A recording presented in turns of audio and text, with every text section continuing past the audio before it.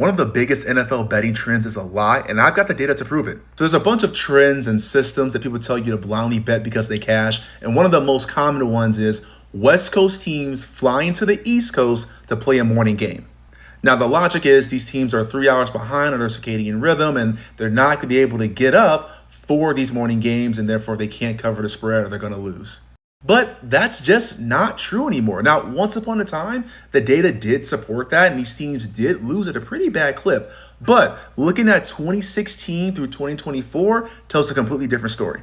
So I chose 2016 because that's when the Rams moved from St. Louis to LA. And so this is looking at the Rams, the Chargers, the Niners, the Seahawks, and the Raiders.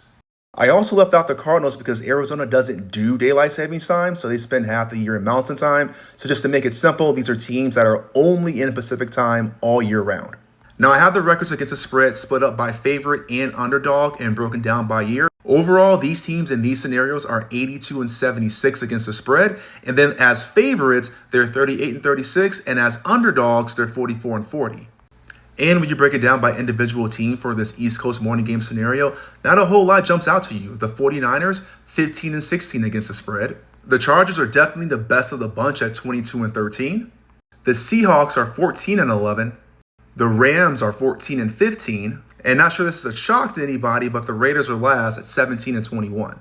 So the take-home point here is that years ago, this was a legitimate angle. But like all angles, these things dry up over time. Teams have gotten better about travel, athletes have gotten better about managing their circadian rhythm, and the books have gotten better about pricing this. So don't blindly bet these trends that you hear. Do your own research and use data and variables that actually have proven to be predictive in outcomes.